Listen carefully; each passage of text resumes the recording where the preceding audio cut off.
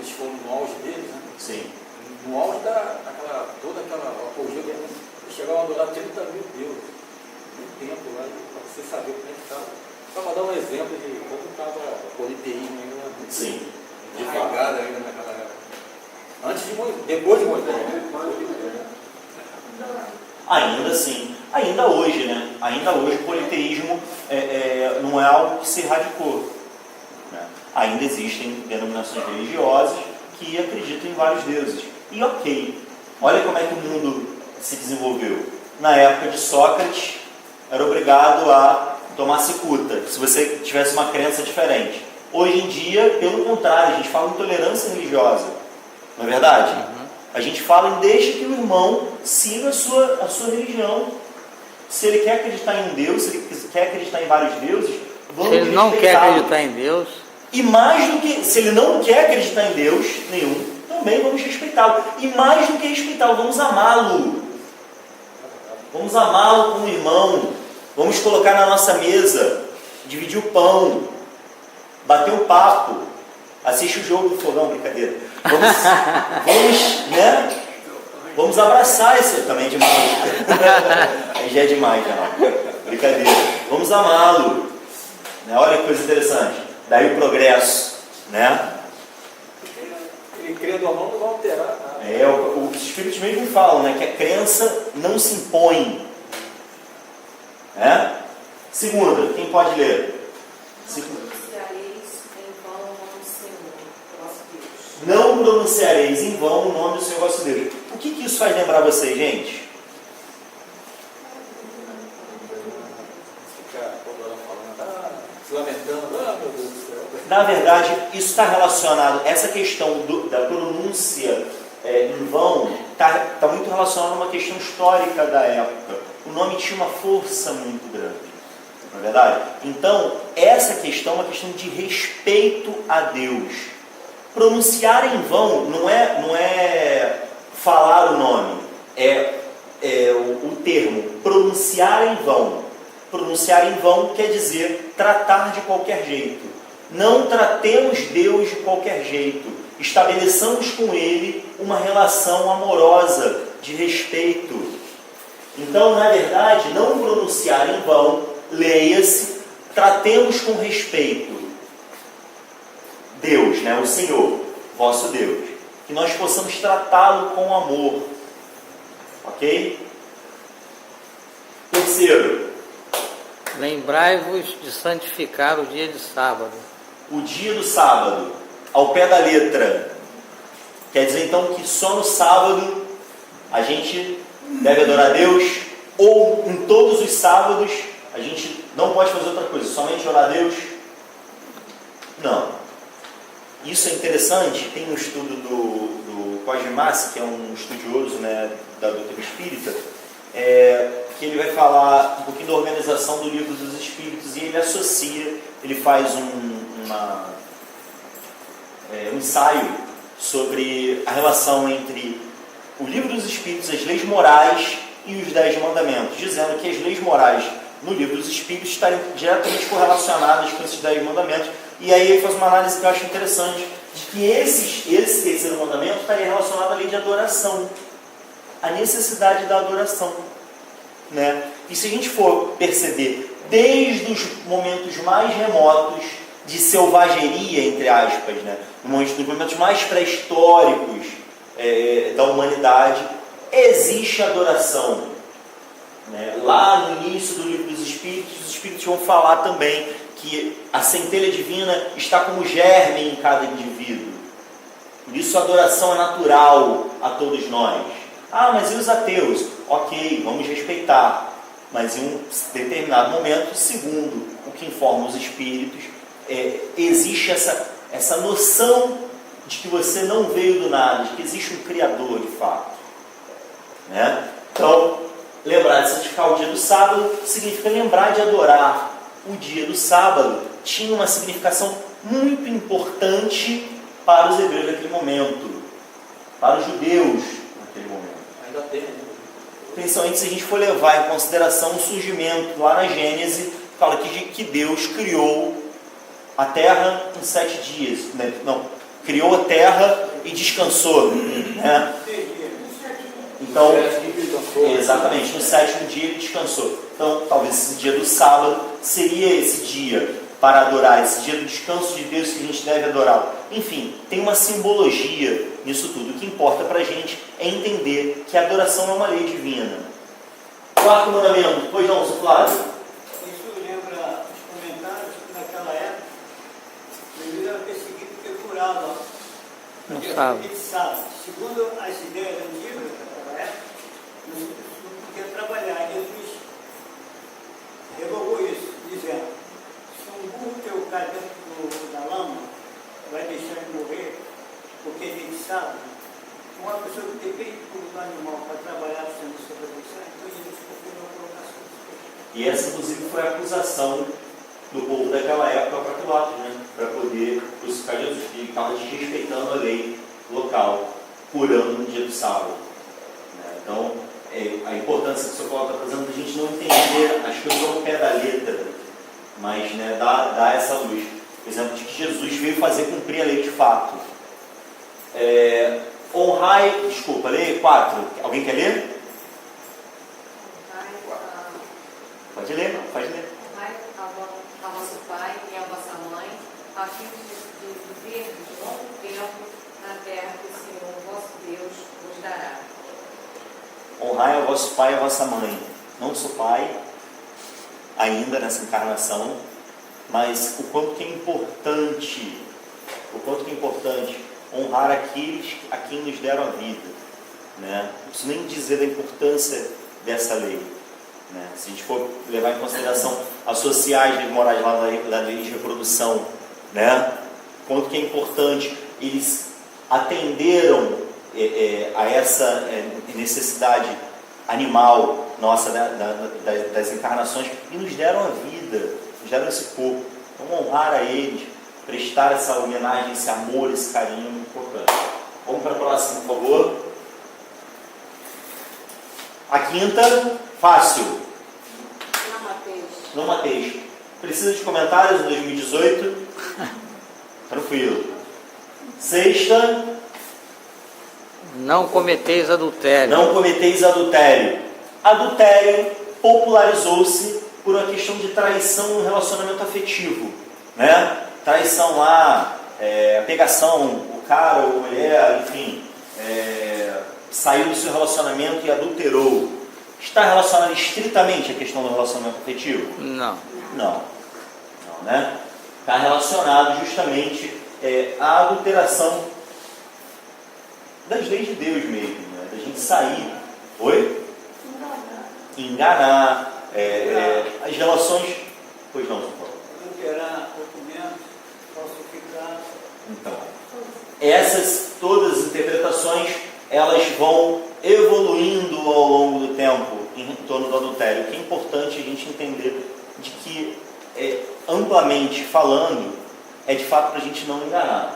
Seguindo, não falsificar, né? não falsificar. A 7 ali, Não roubeis. não roubeis. Precisa de explicação? Não roubeis.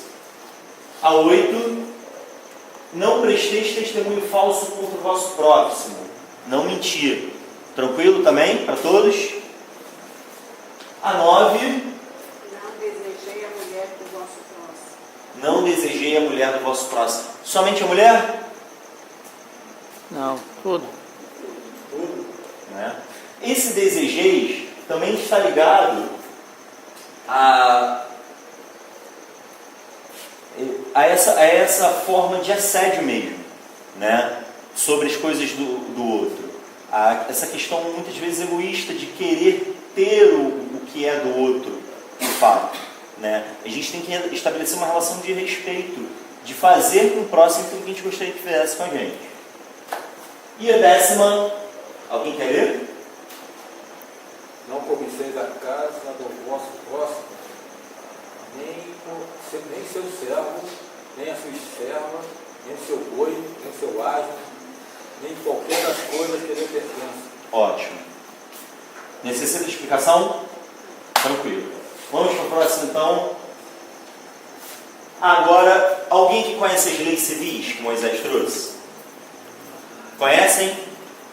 Um pouco. Vamos dar uma olhada, a gente não vai ler todas não, eu destaquei duas ali só para a gente comentar, mas se vocês quiserem ler em silêncio, lá no Êxodo, capítulo 21, item 1 a 12, lá no versículo 1 a 12, estão escritas as leis civis de Moisés que servem dentro da Torá aos judeus até os dias de hoje, servem ao estudo de outros companheiros cristãos, de outras denominações, né?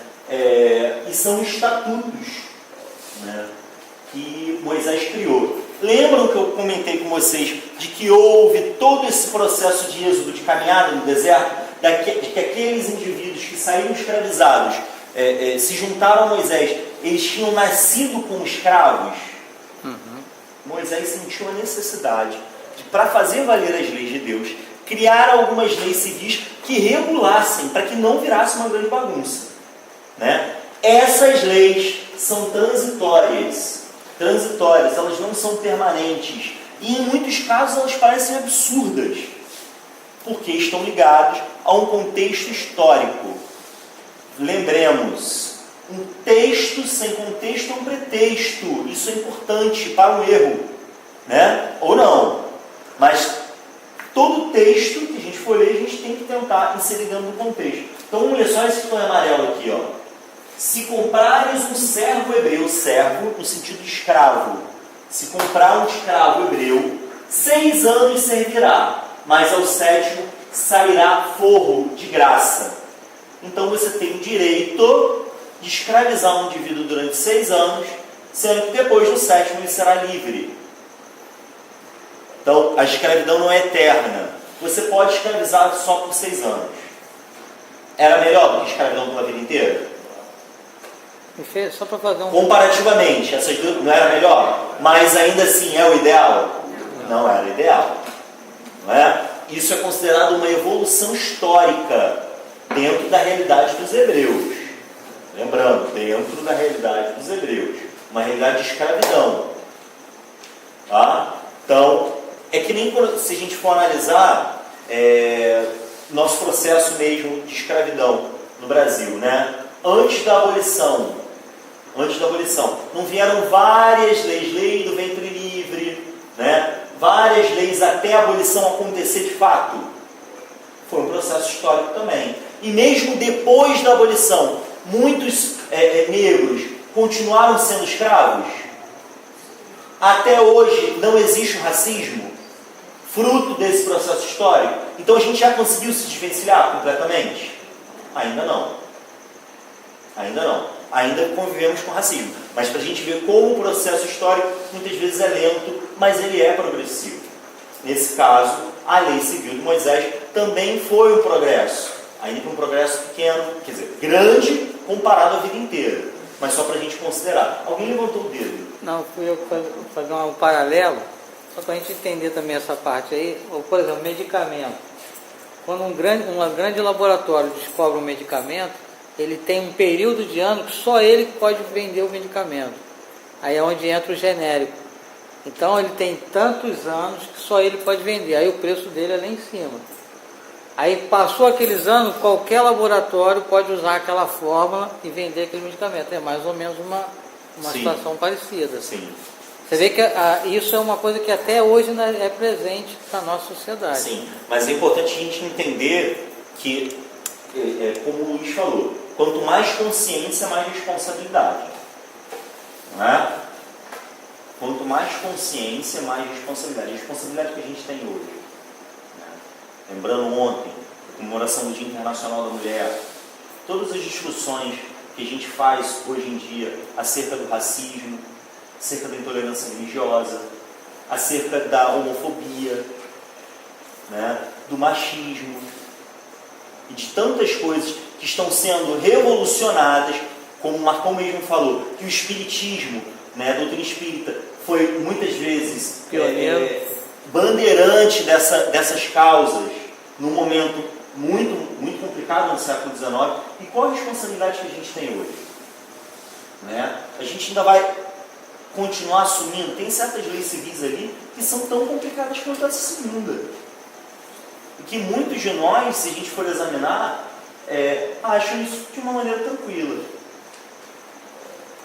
Então, a importância, quando a gente fala da revelação, de ter vindo após Moisés o Cristo, de ter vindo após o Cristo o Espiritismo, e o que nós estamos fazendo do Espiritismo para que não precise vir uma quarta revelação, para resgatar o Espiritismo. Não é verdade? O que nós estamos fazendo desse conhecimento todo nas nossas relações com a nossa família, com os nossos vizinhos, na prática disso no nosso cotidiano? Então, olha a terceira ali, ó. Se entrou o sol, alguém quer ler, não? Posso ler?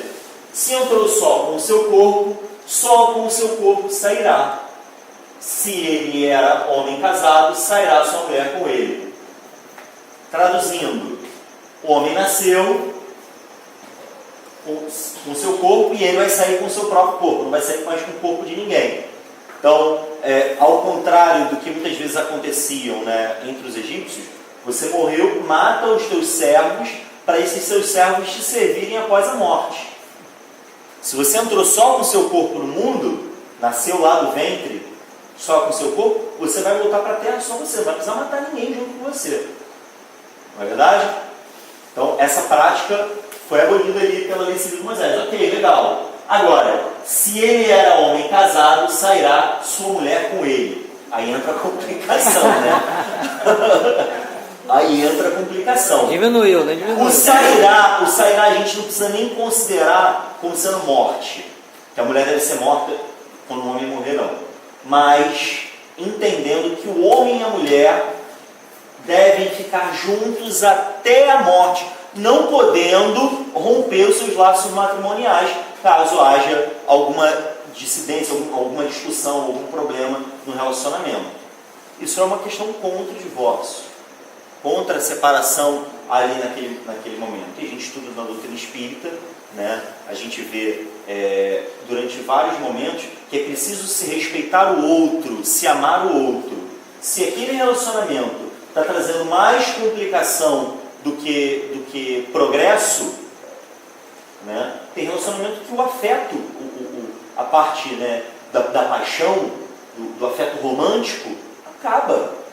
E aí muitas vezes o que sobra é só alfinetada. É uma reflexão que a gente precisa fazer para o respeito do outro, do que aquilo que é melhor para o nosso relacionamento com o outro. Porque o nosso objetivo aqui, lembrando a página inicial, que buscais? Nosso objetivo aqui é dizer que está junto do início ao fim da vida com aquela pessoa? Ou o nosso objetivo aqui é amar o próximo? O que a gente está buscando?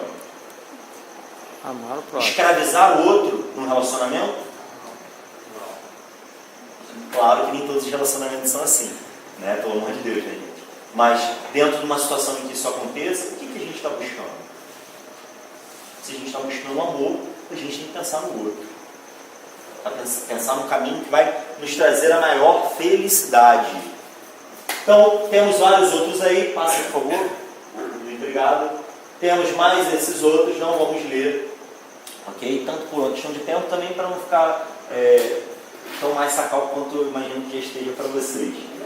Mais adaptado à época, né? Era um código, exatamente. Para abrandar um pouco. Gente, se a gente observar as nossas leis de desculpa, Luiz, como você falou, para abrandar certas injustiças e certas situações da época. Se a gente observar as nossas leis de hoje em dia, elas são extremamente justas para a nossa sociedade? Não. Elas são adaptadas a quem nós somos, ainda, né? Mas a gente toda hora não está reformando e tentando de novo, e aí num ambiente até de conflito, né, que a democracia propõe, né, alguns com a sua visão do que é melhor colocam uma lei, outros colocam outra, e outros falam isso é uma degradação dos direitos humanos, outros falam não, isso é muito necessário. A gente está num processo de ajustamento das nossas leis civis a todo momento, porque elas são extremamente transitórias. Imagina nessa época, né? A gente só precisa considerar isso como uma coisa natural do processo progressivo. Agora, passa por favor. As leis de Deus é outro caso. Aí a fala do Kardec é interessante.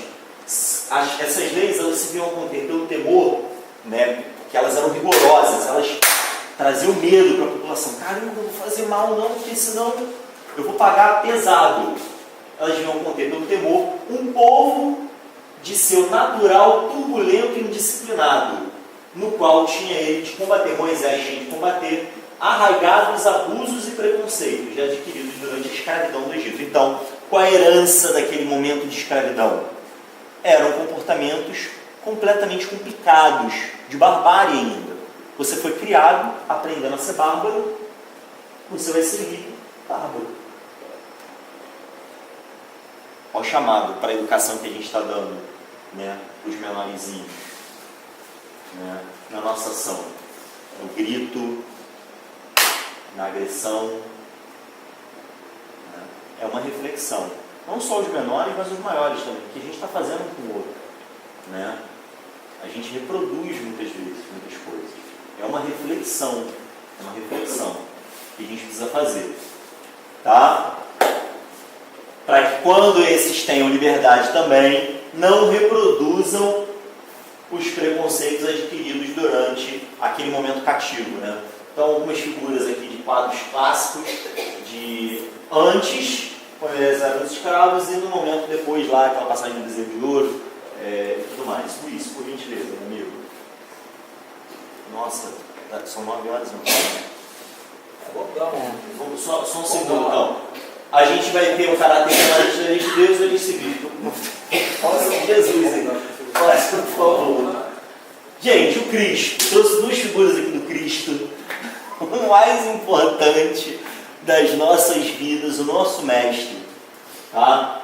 Uma figura dele ali como um pastor, nós do seu rebanho. E uma outra figura, até para num tom mais de reflexão crítica, né? Que seria a figura de Cristo remontado pelos cientistas, né? Que não seria uma figura branca, de olhos azuis, cabelos longos, mas uma figura mais próxima da etnia árabe, talvez persa, naquele judia, né? Daquele ambiente, né? Com heranças africanas e do Oriente Médio ali, com traços bem árabes mesmo. Né? Fora da figura helenizada. Fora da figura, né, romanceada, né, europeizada, né, eurocêntrica e tudo mais. Gente, não há mal nenhuma a gente reconhecer o Cristo em uma das duas figuras, hoje em dia. Né, é importante a gente ter consciência de que aquilo era uma visão que tinha uma função embranquecedora da sociedade. Mas importante não é a imagem do Cristo física, mas o que ele nos passa e o que ele veio trazer para a gente, o que ele nos ensinou a buscar, principalmente diante daqueles 10 mandamentos, daquelas 10 leis, por favor. Cristo resumiu os 10 mandamentos nessa frase. Quem poderia ler, por favor? Amar a Deus acima de todas as coisas e o próximo como a si mesmo. Aí estão a lei toda e os profetas. Alguém tem dúvida de que tudo aquilo que a gente leu está contido nessa frase? É lindo, né? É lindo e é consolador. Amar a Deus sobre todas as coisas e ao próximo como a si mesmo. Aí, claro, tem uma derivação filosófica. São os questionamentos filosóficos que a gente faz, né? E foram feitos para ele. Quem é o meu próximo? O que é amar a si? O que é ter consciência de si?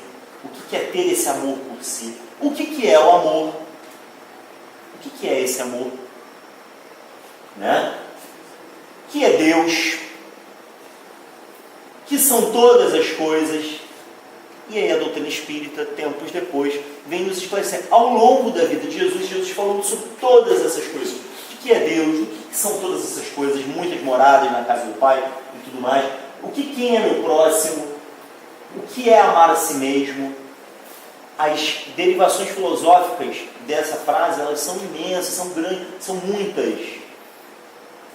E a gente vai passar a vida inteira estudando elas. A gente vai passar encarnações aprendendo sobre elas. E Jesus também, quando ele estava próximo do seu desencarne, ele falou de uma forma diferente para os discípulos. Ele falou assim: amar como eu vos amei. É mais profundo. Que amor é esse? Né? E ele deixou exemplificado para mostrar que o amor que ele estava falando se via nos exemplos que ele trouxe. E aí, pode passar por algumas só imagens de passagens de Jesus para mostrar o quão que é forte esse amor devotado que ele tinha por nós. Passa por o batismo dele, o quanto que ele convivia e trazia esse amor a partir da sua vivência, a partir dos seus exemplos. Por favor. Por favor.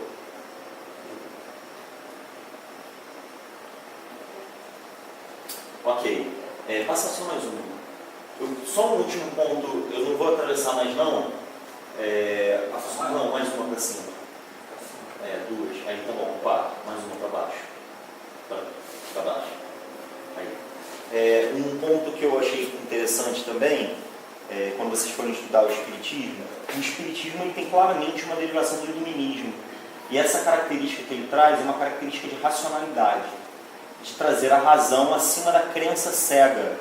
Tá? Então ele vai ter uma consequência moral, tá? Ele vai instituir uma moralidade afastado de uma crença cega, mas com foco em uma racionalidade. E aí essa primeira frase fica claro do papel de Jesus dentro desse contexto. O papel de Jesus não foi o de um simples legislador moralista.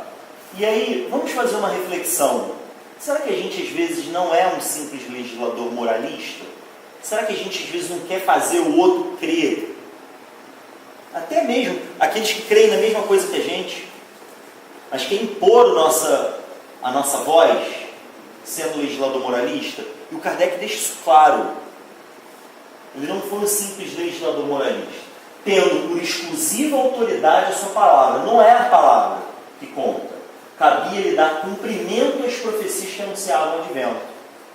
Então, várias profecias anunciavam Jesus. Cabia a ele dar cumprimento. Seguindo o seu exemplo, eu acredito que nenhuma profecia anunciou a nossa vinda à Terra, né? Mas, se a gente for analisar até lá no texto da Gênesis, a geração nova, a gente já pode começar a se considerar com essa geração nova, talvez uma profecia, entre aspas, né? De toda a responsabilidade que a gente tem diante do nosso planeta, de que a gente possa refletir com esses ensinamentos e não nos tornarmos legisladores moralistas, mas que a gente possa fazer cumprir o nosso papel dentro da sociedade. A gente já tem muito acesso a muito conhecimento. Que a gente possa ter essa consciência da nossa busca real.